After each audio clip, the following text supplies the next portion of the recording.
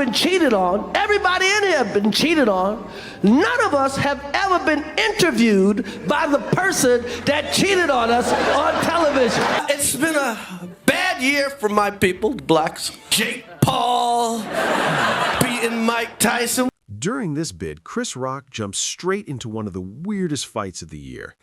And honestly, the way he describes it, it starts sounding less like boxing and more like elder abuse. Who's he gonna fight next? Morgan Freeman? Bro, how many black Santas have been in the Kardashian house? Matt Rife wastes absolutely no time warming up the crowd here. He goes straight for Khloe and somehow turns Christmas into a full cosmetic investigation. Santa showed up with presents, and Khloe showed up with upgrades. The garret. The garret is like an attic. This starts off sounding like a normal conversation until Bill Burr realizes he's in a vocabulary competition he never signed up for. Don't you save that for your parties when you're wearing your smoking jacket? They're saying you're a bunch of fucking criminals, drug addicts, and it's bull. That is not the whole city. That is a very small, specific section of the city. It's called Diddy's house. Schultz starts this like he's defending Los Angeles, and then immediately redirects all the chaos to one very specific address. Because what if he's there? You break down the door, he's butt naked on the couch, petting him like a Maltese cat. I lost my dad on 9/11, and I always regretted growing up without a dad. Until I met your dad, Justin. This joke starts off emotional, and you think it's going somewhere heartfelt. Then Pete takes a sharp turn so wild the entire room forgets how to react. Now I'm glad mine's dead. Say by the way again? No, he can't get it out. He didn't get it out. Kevin doesn't even need a stage here. He turns a normal conversation into a full interrogation. And Kai instantly realizes he walked into a roast session he can't escape. You will not stay in my house with a mouth smelling like that. What do I think about Andrew Tate? Well, I think he's a John Mulaney. You know John Mulaney, amazing American comic? But he made an observation. He said, Donald Trump is a poor person's idea. Jimmy Carr sets this up like a thoughtful comparison, but you can tell from the tone someone's about to get absolutely dismantled. 14-year-old's idea of what a man looks like. It's not. And I had to learn how to smoke, and I had to learn how to do cocaine. So it was a complicated character. Sophia tries to explain her role like a serious actor, but Kevin immediately hears something completely different and runs with it. Judge right now. Yeah, I'm Colombian, but we don't get high on our own supply. Well, he lied about that. He's not even that good at it. He was cheating. He had somebody. At first, this just sounds like another random Elon story, but then it turns into a full breakdown of a billionaire lying about video games. That's psychotic. Really weird, yeah. There's like an age. It's like, if you commit a crime when you're a minor, forgiven. Yeah.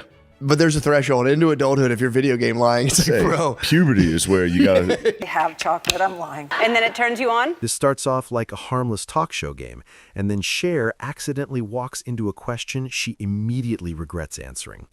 No, it doesn't turn me on. You just said it did. No, I didn't mean it in that way. Okay. Bitch. Lost your father in 9/11? Yeah. Well, your dad's still around? This interview goes off track so fast, it's almost painful to watch. You could literally see the moment Pete realizes this is about to get very uncomfortable. No, did you not listen? 9/11. Jesus Christ! Knock, knock. Who's there? Your absentee father. Jeff Ross doesn't need a stage or a celebrity target. He just walks outside and starts emotionally destroying random people in public. Those shorts are shorter than the amount of time you spent in high school. What happened to me? Getting smacked by Suge Smith? Yes!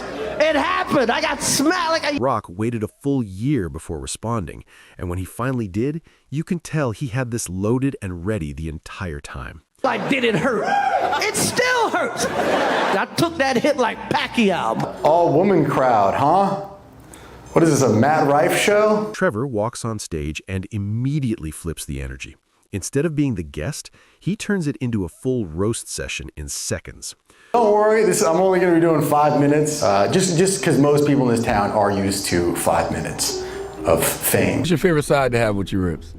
Shut up, man. Shut up. Charlemagne tries to sneak in a joke, but Kevin instantly switches from laughing to "we are not doing this today." some shit about you. I know some stuff that happened to you back in the day that we can easily get into, but I'm not going to do it to you. Appalled that people would come here and make jokes about the sacrifice Pete's heroic father made. Jimmy Carr sets this up like he's defending Pete, and for a second, you actually think he's about to be respectful. Made on 9/11. This is not the roast of Pete Davidson's father. That was in 2001. Freedom Information Act comes out, and they realize that there was no real event, and then it's just bullshit. Do you remember that senator? History lesson? This starts off like a normal discussion, but you can feel the moment the joke lands wrong and the whole vibe shifts instantly. You didn't like that. You're right. Joking. Like I get a little high. Going, Mark. I was a little Sorry, verbose Joe. there. I didn't want to hurt you. It's What's accurate. your problem, Mark? I felt it when you. You know what's good about this door? When anyone comes over, you do this old number. You go, hey, watch your head. This is one of those jokes that sounds funny in your head, but the second you try explaining it out loud, it completely falls apart. What's the point of such a high door? I can't walk you through every joke. We all been cheated on. Everybody in here been cheated on.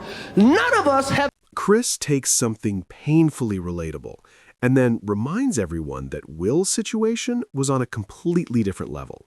How did that make you feel? Everybody called that man a.